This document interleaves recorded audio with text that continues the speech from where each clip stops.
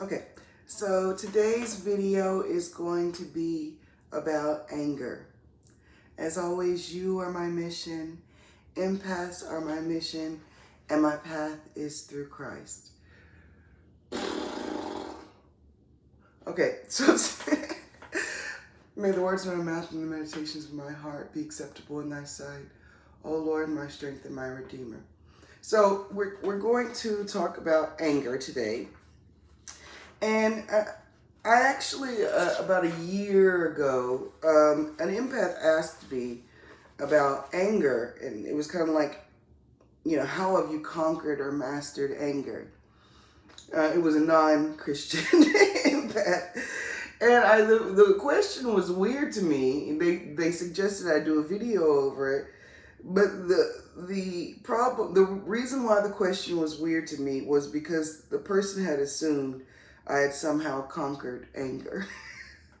Meanwhile, I was likely seething on the inside when she asked me this question. So anyway, we're going to talk about anger as a human emotion. I'm going to talk about kind of some three aspects of anger.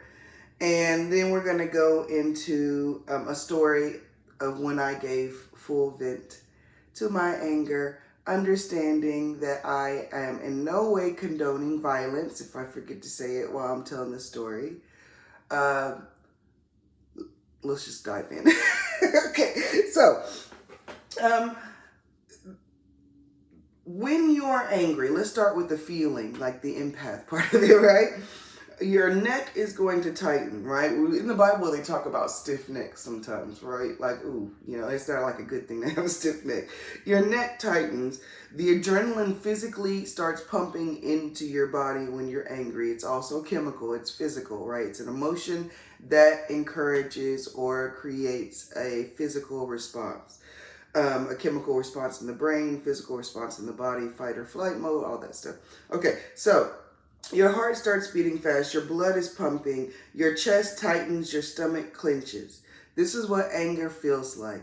Now, it is overwhelming to me. I can be angry for a while because I guess I'm an angry person.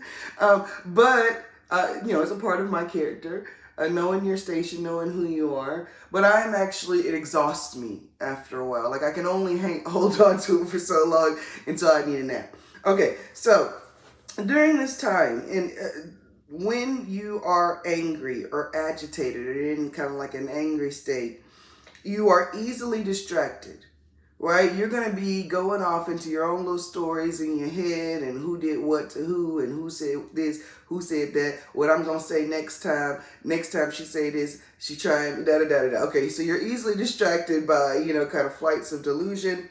You're irritable. Somebody might say something to me that's casual and just kind of slightly off, and I might, just go off on them. So you're easily triggered. So today we're going to talk about how anger can be a cloak, anger can be a vehicle, and how anger can be a pressure cooker. Okay, so, we like to use stories and analogies and, all that stuff. So, a point to remember. Anger is a response. It is an emotional response to being hurt. When an animal is hurt, it lashes out in anger. Anger is a response to being emotionally hurt. Anger might be a response to being physically hurt. We're talking about the emotional hurt today. And having the fear of being hurt. Right? Sometimes we've been hurt so often that anger can come up only at kind of a trigger or when a similar situation comes up or when we have a fear of being hurt. So a note, others' triggers don't involve you. If you make someone angry and you kind of, if you did something wrong, you did something wrong. But like if someone is triggered from something you didn't do anything and maybe they're going through an issue, let them tell you the trigger. Don't apologize for something you don't feel sorry for. I mean, I'm all about genuine apologies, but not something that's a lie. If you're apologizing for something that you didn't, that you don't know that you've done. And your triggers are also signs. And I really want to do a video on triggers, Lord. So, but your trigger is a sign that, maybe something is off. Maybe, it might be your internal spirit, or there might be something happening that, you feel intuitively, but you don't know, right, in the mind. So, we're going to talk about anger as a cloak. The first point is anger as a cloak creates separation. When you use anger as a cloak, or when you're cloaked in anger, you are creating separation. So anger is a natural human response, guys.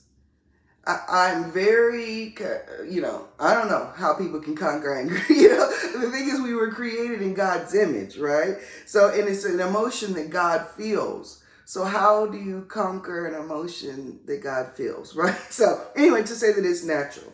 So the natural human response, especially when it comes to Christians, now one response will just be to lash out, right? Which is, what we're not going to do, what I'm not going to do.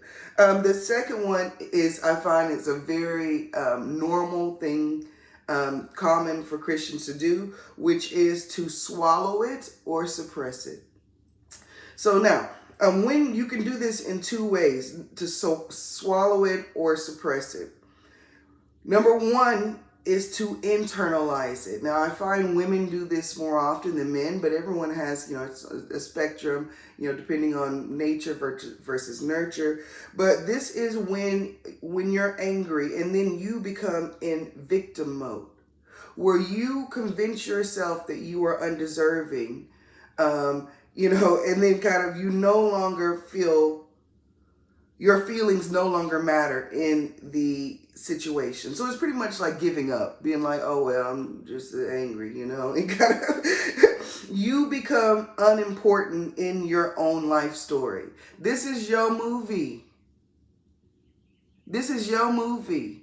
So when you internalize and feel like we're victims, or I say that like one side feels like it's everything is their fault, the other side feels like it's everyone else's fault, but both sides, both ways are toxic. So so that's the number one. We can swallow it by internalizing it. And then the second one is that we can externalize it. Right? This is when we go into warrior mode. Now, this is me. And generally it's more masculine energy, but like I feel like I have a lot of masculine energy, or whatever. But this is when we feel entitled, where kind of only your feelings matter, right? You're the only character in your movie, right? You become an island, like the movie Outcast, right? Or is it Outcast? Castaway? Okay, so Castaway. I like Outcast too. Castaway. So, you become an island and everything is your fault, and the other one, you kind of no longer are important, even to your own story. So the first one, when we internalize it by swallowing or suppressing it, we're more likely to hurt ourselves for others, sacrifice ourselves for others, think that our needs are no longer important, right? That's internal. It's still anger, guys. You just kind of swallowing it and pretending like you're not angry, right? And the second one, you're more likely to hurt others in your pain, right? You might want to cause harm to other people, or or have a kind of external aggression. And it's not judgment, because I'm going to tell you my story later. So the empath has an ability, no matter what, to cut deep with the truth. That's what my friends tell me. I don't think I've ever lost my temper around my friends, but they kind of know. Amber's about to go deep in, right? They're going to talk me down. So that's number one, anger as a cloak. It creates separation, and it makes you feel either victimized or feel like warrior mode, where you're always having to fight. All my life I've been fighting, right? So it's Color Purple reference. Okay, so number two, anger as a vehicle. This is when the anger will take you place. It is the driver. Don't let something to drive you to, right? Don't let your anger drive you to sin, right? So this is anger as a vehicle. And anger can be a vehicle to drive you to places you have no business going. So I think of it as anger being a bus.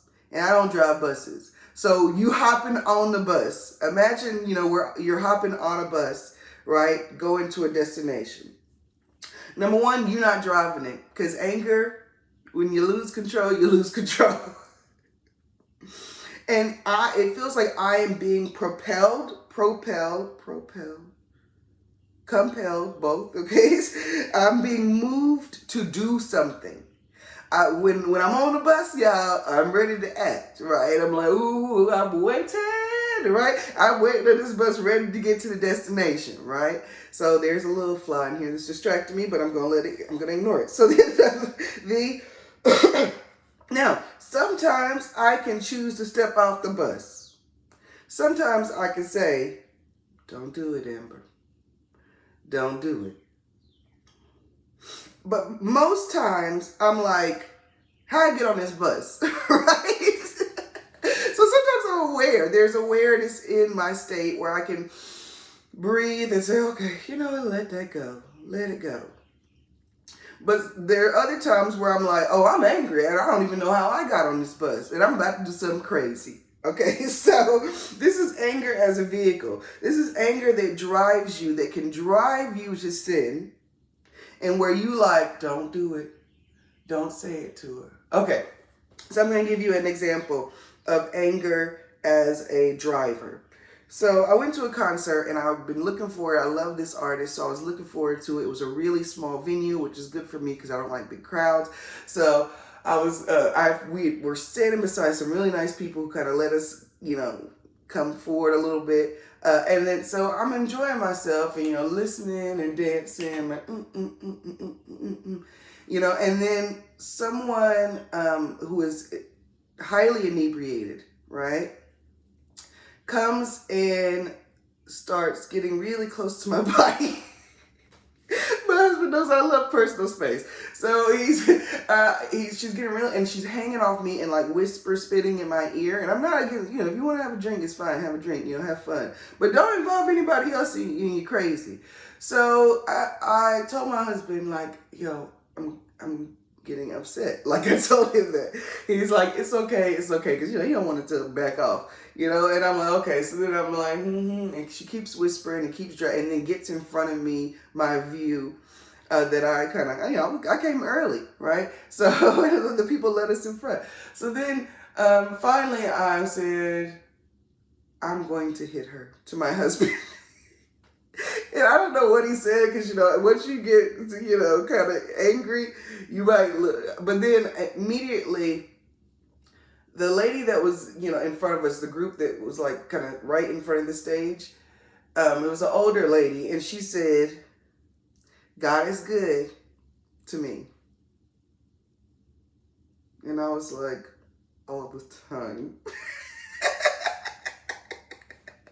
But sometimes God sends that person to help you step off the bus, because, who knows what would happen, And, honestly, the grand scheme of things, I could have let it go. But honestly, the person was in my face, kind of, you know what I mean. Okay, so God is good. So God provided a way for me to step off the bus in that situation. God provides, So the third way, so that's anger as a vehicle. It is a dangerous kind of area, because once you get to your final destination and you step off that bus, you already know it's over.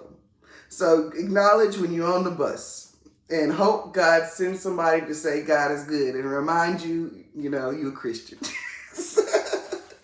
Okay, the third one is anger as a pressure cooker.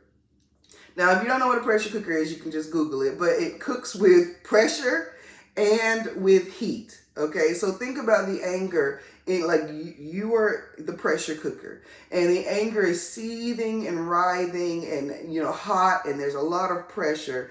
So I am scared of old school pressure cookers. I like to cook, right? But they explode. Okay, so now I'm sure they're fine if you know how to use it. That's great, but I am kind of scared of using a pressure cooker. So But this is the human being holding on to pressure, holding on to heat, not venting, right? And you're going to explode. So this is when you are seething and you're marinating and you're looking back and focused on, this person is really trying me, right? Things start coming up, right? We focus on how we were harmed, how there isn't, justice for you, how we're less focused on how we were hurt and more focused on how we were harmed. You see how that's kind of different? We're hyper focused on how the person did something to me instead of my own internal state of pain. Again, anger is kind of like a cloak for pain. Anger is a response to pain, emotional pain, physical pain, etc. Okay, so this thought pattern, it's actually cyclical thought pattern that builds up. And that's when you start remembering, stuff, thinking about what you should have said, thinking about something that happened in the past that's the same thing, thinking about how, you finna make yourself, you get the point. Okay, so the point is you're going to explode. Your blood pressure is high, okay? You finna to explode. I noticed that now because, I got this hand issue that I've been in an angry state lately, just irritable and, irritated because this and people acting crazy all around me. And I noticed that my hand gets more swollen because my blood pressure is higher when I'm angry. So it's not a healthy physical reaction either, or a healthy state to keep. It's being angry. Blood pressure high, you go have an aneurysm or something. I don't know. I'm not a doctor. Okay, so usually when you explode, you're either not going to explode or show anger to the person who's kind of deserving of the read or the truth speaking or whatever, or you're gonna do it and you're gonna sound hateful, crazy, and be talking gibberish, right? If you explode, it's not likely gonna be coherent. It's gonna be right. So you're going to look crazy, and then they're going to be like, especially if they're triggering you intentionally, if it's a narcissist, they're going to be like, oh, what happened? Even though they might have been poking the bear, they might have been poking the bear. But it's going to look like you're overreacting. So you got to vent this anger.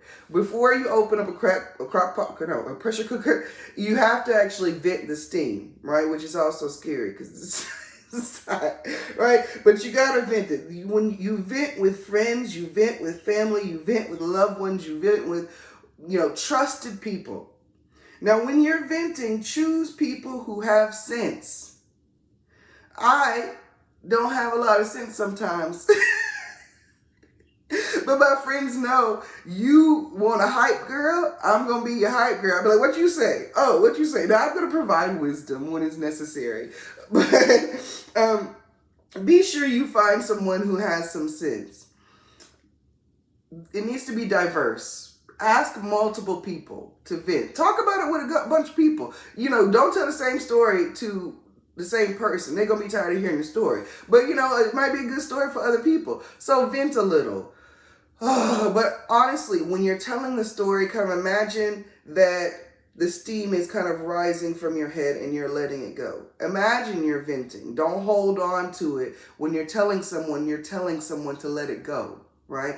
And maybe to receive wisdom. Or sometimes my friends call me and they be like, girl, I just need to tell you something. I just need to vent. That means I'm not providing any advice. I'm about to be a hype girl. What do you say? And I might mention a trigger every so often, but it's not about, friendship is not about providing wisdom all the time. Sometimes it's about suffering and being, appalled with the person. Okay. So, again, choose people who have sense, choose a diverse set of people, ask a bunch of people, and make sure they understand the way. And you know which way I'm talking about. The way towards light. You don't want somebody giving you advice who prone to fist fights. Who prone to violence, right? Or who prone to messiness, or who's prone to drama. So make sure they know the way. I'm not actually prone to violence, so I don't want you to insinuate that. Anyway, or me to insinuate that. Okay, and these friends will keep you in check. Now, at one point, I had a friend who's, not being very nice and kind of saying nasty things to me for no apparent reason. Well, there is a reason, but it's none of my business. So, at one point, I told my friend, like, I'm done. And she was like, yeah, I don't really like that feeling you feeling. So they will keep you in check and let you know, those who are Christian, those who are, might have some discernment, some wisdom, when you are hardening your heart, which is not a healthy way to behave. It's not about hardening your heart. So what the answer is, or the question is, okay, well, what am I supposed to do? Right? I asked that too. Right? So, do nothing. And we're going to talk about doing nothing for a little bit.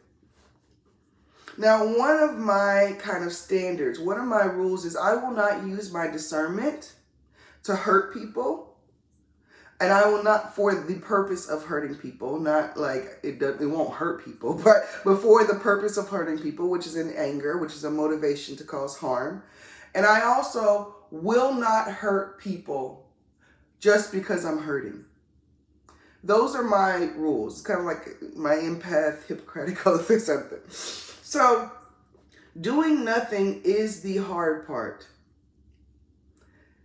It is waiting for the way. Your anger will, in this moment, when you are doing nothing and waiting, it will feel like there's a thorn on your heart. And whenever you have a thought, it spins, right? And sometimes it's not even intentional, where you'll find yourself, that issue catching on that thorn and you going off in your own set of delusions or, anger or whatever, right? This is where you're kind of like a briar patch, and anything that comes around you that irritates you or that's not right, then it's going to catch on it and you're going to be easily agitated. Now, when I say waiting, a lot of times people create kind of some anticipation or some anxiety. It's not about waiting for what you want to say, right? It's not about waiting for like, oh, I can't wait to tell this girl off, right? So in this state, when you're doing nothing, your mind is going to go crazy in the middle of the night, before you're going to sleep, early in the morning. This is the stage where we relax our bodies. We guard our thoughts as much as possible, and we live our life. Now, what does it mean to live your life? Negative attention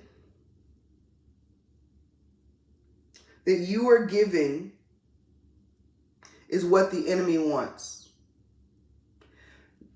Whether it's the person or, this spiritual battle that we're on.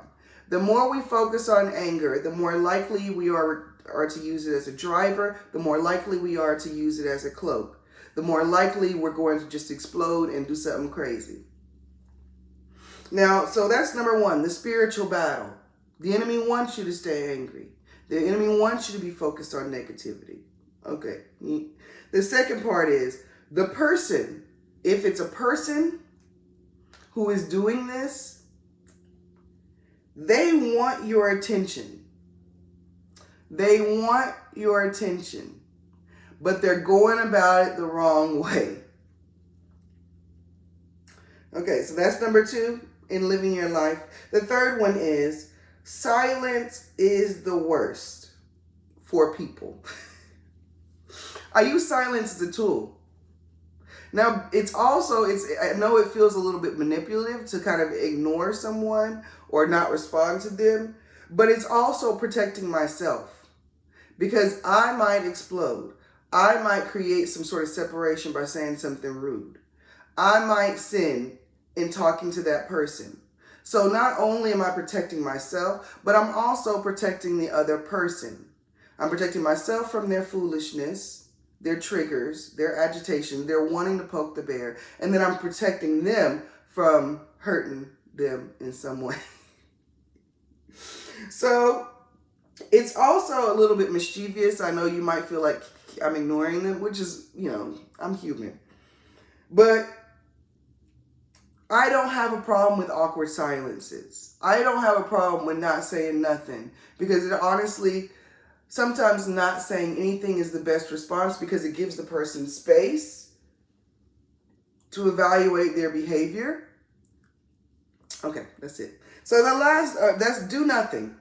Number 2, now when you're doing nothing, they gonna poke you. The enemy gonna poke you. Situations are gonna change.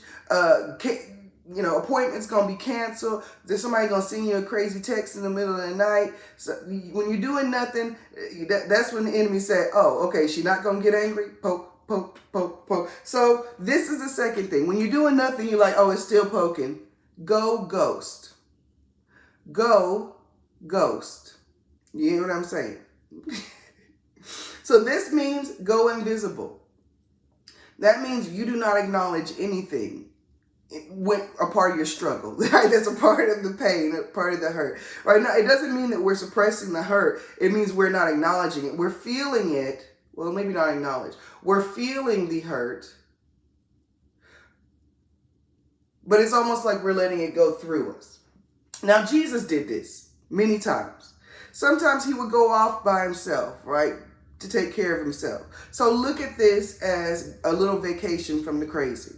And then sometimes he just flexed and went invisible on folks. Okay, I'm going to tell you the story. This is in Luke 4:28, I think it's through 30 or something, or just read in Luke, where Jesus is in Nazareth and he's reading a scroll. I think it's a scroll of Isaiah, and then he made everybody mad because he was kind of like, "Hey, I'm here and I'm Jesus, right? I'm the way, the truth, and the light, right?" So then everybody gets mad and they're rushing, they bum rush him, and they're trying to push him off the hill where the town is. And what does Jesus do at this time? He walks through the crowd. He went ghost. Guys, it's perfectly normal to go ghost. Now, what you will feel, what you want to do, the fire within you, that anger, you're going to feel compelled, the exact opposite, to tell that person who you are, right? This girl don't know who I am. This boy don't know who I am. Right, but think of it, like I said, as a vacation from the drama, from the relationship challenges, from the connection. It's a pause. It's going to be there, but just go ghost.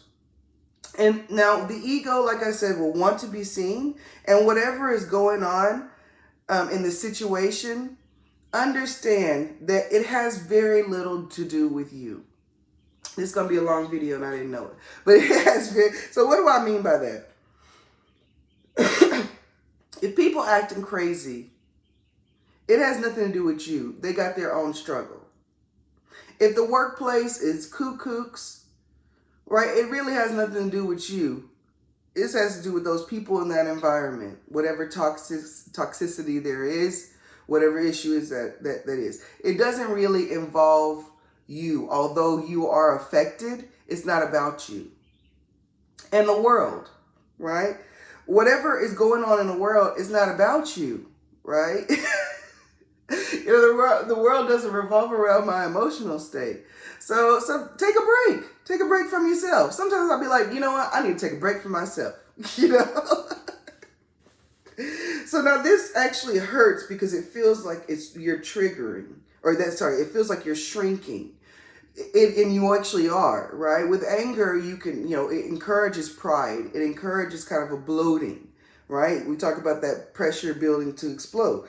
Now, a good sign that you're bloated is a trigger word for me, at least, is respect. She needs to respect me. She needs to know who I am. They need to respect me. That's a trigger because I'm like, do they really? Right? Right? Do they really? Now, this will, when you're shrinking, you're cutting off your singular perception where it's not about you anymore. You're just like,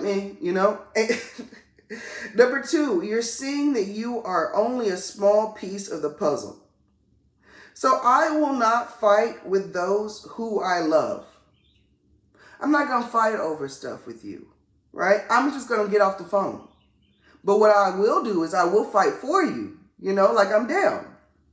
Anyway, so The third part of this shrinking is you realize that some people might not have the capability to see you as well as you thought they could. And that hurts, right? Because we thought you knew us, right? We thought that the person knew us, but maybe they don't know us. Or maybe it's just their own delusion having nothing to do with us that is blocking them from seeing who you are. Yeah? Okay, so now, what do I do now? So we're going to talk about kind of a focus, and then I'm going to tell you about when I gave full vent to my anger, and I'm sorry this is so long. I should have been more brief, but whatever. Okay, so number one, or what to do in this case, right? Amber, I'm going ghost. Now what am I supposed to do? Focus on your standards. Focus on your standards. Focus on what you want, not what you don't want done to you. Focus on what you have, not what you don't have. Like for instance, when it came to kind of my friend, she kind of went ghost for no apparent reason and, kind of being kind of toxic. What I can do is I can say, oh, well, I'm not like that. And I need a friend with, that tells me, about their life. And I need a friend. But what I can do is focus on, you know what? I'm a friend that embraces vulnerability. I'm a friend that embraces wisdom. I'm a friend that requires in my standard emotional maturity when it comes to a friendship with me. I am someone who values honesty and transparency. So that is your standard. Now, if the person cannot meet you at your standard, that doesn't mean you join them down in theirs. That means you stay in your standard and hope. That's it. So, anyway, now I'm going to tell you the story of when I gave full vent to my anger. And again, this is not for you to model. But I want you to see that in the Bible, there's a lot of kind of morally ambiguous or like crazy things that happen. And the Bible isn't condoning them at all. The story actually, the kind of the moral ambiguities or the awful things that happen bring you in and invite you to see, bring you into the story and invite you to see kind of how you are like the characters, how you might not be like the characters, and then evaluate your own judgment or standards. So when I tell you this story, I'm not telling you to do what I do. What I'm saying is anger is natural. Okay, so I was at a protest, right? Now, if you've never been to a protest, you might assume that it's kind of like an angry place, right? But protests are actually quite fun. They're filled with love and kind of if you dance, you're chanting, you're filled with this is kind of the justice and righteousness and being a community, right? So I was at this protest and it was for immigration. It was for immigration. God tells us to love, right, the foreigner, love the traveler, love the stranger, right? So I was in that protest. And everything went well. We were laughing. We were like, cheering. And then I'm with my sister, my girlfriend, and my husband. And so my sister said, I need to change my niece. I need to change my niece because she was quite young, right? So she's like, oh, okay. I said, oh, okay, we'll go into the airport. It was at the Atlanta airport. Okay, I need to do better telling the story. Anyway, so we were protesting at the Atlanta airport. She needed to go change Eva. Now, when she went to go change my niece and came back, the anti-fascists were doing chants, and they have really good chants, right, with the drums. And I said, okay, yeah, we can watch. I've been to a few protests before. I said, if they cover their face, though, you need to move out the way. This is before COVID, right? Because, you cover your face when you're about to do some chaos. Anyway, so we're watching, them chant and like, and dancing. And then my sister comes up to me and tells me, this man pushed me, right? And with my niece in her hands. So I said, what? And then I see the man and my sister's like, he's pushing other women too. And he pushed a woman with a hijab, right? So at first, I go to civil route and I'm like, go tell the police. And she says, I did tell the police. They said they won't do anything until the crowd disperses. So, okay. I could have walked away.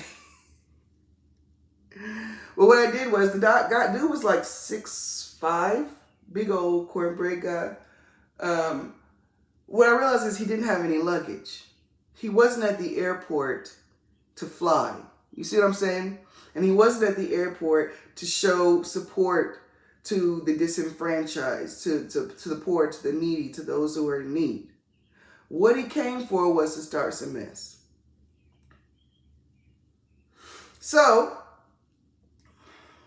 I said, "You like to hit women?" I walked up to him and I said, "Do you like to hit women?" Because he was taller than me. And then he just said, and smirked. So I walked away and I saw my husband had the baby far away. I saw my sister was in front of him and she probably was yelling expletives. I don't really remember because when you're in, fight mode, when you jumped off the bus, you get tunnel vision. So anyway, my sister says I took a running Superman jump and punched the guy in the face. Now, I actually didn't. I was aiming for his nose, but I didn't hit his nose. I hit his neck. Now, understand, I used to be in corrections, guys, so I'm a little bit more high-strung, and I'm also not in corrections. Now, when I hit the person, they fell back. Now, I'm not a terribly strong person. They fell back. And when he fell back, he looked around like, somebody just hit me, right? Now, meanwhile, when actually my vision kind of came back and it wasn't tunnel, and I looked around, and the women who he had pushed down were all around me clapping and like, woo! Now, I came back to the world and realized I just hit someone in an airport. So I escaped really quickly and we had to take the MARTA. Anyway, this is not a point for you to be violent, but the point is, number one, God knows me. God knows that I'm crazy. God knows you crazy if you got a temper. God knows you can do rash things. God also knows you will run into a burning building if he says run. Your anger can point to your passion, saints. You can wear your anger as a cloak or you can wear your zeal as a cloak. Know your fire. Know what makes you passionate. Not just what makes you angry, not just your trigger, but where does your fire originate? My fire is in people. My fire is in love. My fire is in justice. My fire is in truth. Your fire is in your need for community and communion. We can focus so much on what other people have done to us or the anger or the negativity and not see behind that anger is hurt, and behind that hurt there's a passion to connect. This was a long video. Thank you, saints. Wishing you love, light, and guidance through the Holy Spirit.